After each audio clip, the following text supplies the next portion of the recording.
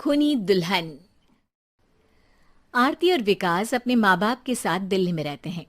Journalist होने की वजह से विकास को बहुत बार काम के लिए देर रात तक ऑफिस में रहना पड़ता है, जिस पर ज्यादातर आरती जाग कर उसका इंतजार करती रहती है। इसी तरह एक रात आरती विकास का इंतजार करते हुए घर की बालकनी में खड़ी होती है। इनकी जॉब तो जैसे मेरी सौतन बन गई है। मुझसे ज्यादा उसी के साथ टाइम स्पेंड करते हैं और हम यहाँ इंतजार करते हुए मर जाएं। अपने आप से ये सब बोलते हुए आरती की नजर मोहल्ले के कोने वाले घर पर पड़ती है, जिसकी लाइट्स ऑन देखकर वो हैरान रह जाती है। ये इस घर की लाइट्स कैसे ऑन हो सकती है?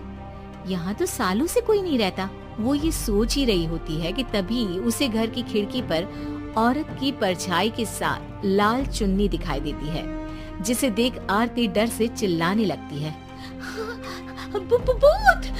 कोने वाले घर में भूत है!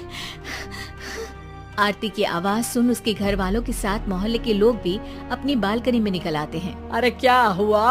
आधी रात में बावरों की तरह क्यों चिल्ला रही है? भूत! वहाँ भूत है! आरती की बात से सब उस घर की तरफ देखने लगते हैं, लेकिन वहाँ कुछ नहीं होता। भाभी जी, लगता है आपने सपना देखा होगा।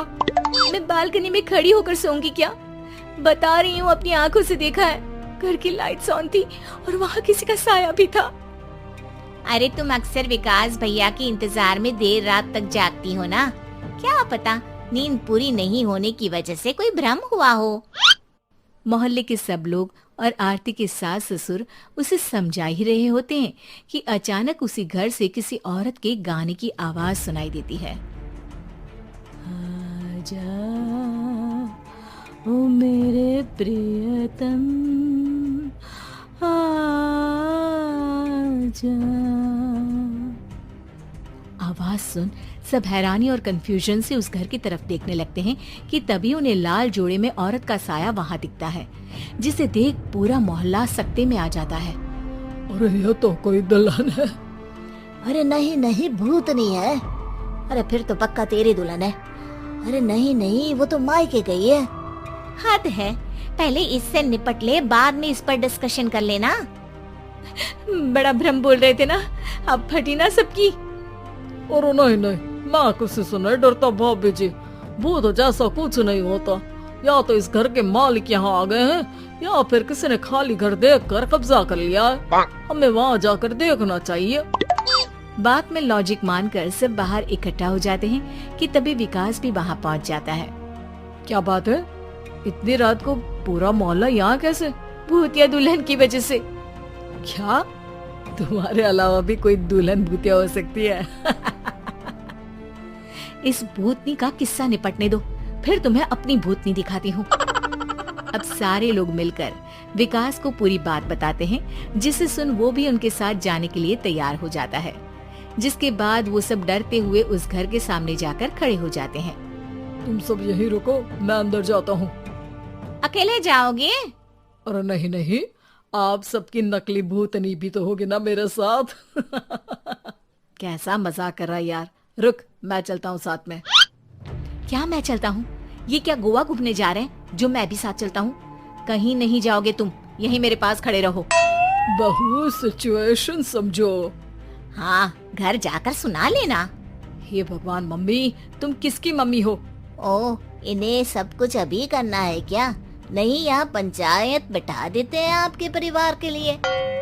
इस पर मामला शांत करके अब वो लोग इधर उधर से घर के अंदर झांकने की कोशिश करते हैं। उन्हें घर के अंदर लाल जोड़ा, सिंदूर और मंगलसूत्र के साथ चारों तरफ खून बिखरा हुआ दिखता है। इसे देखकर सबकी हवाइयाँ उड़ जाती है। भाई ये सब क्या है? अब तो मुझे भी डर लग रहा है। आ गए मरने, अब तुम्हें मुझसे कौन बचाएगा?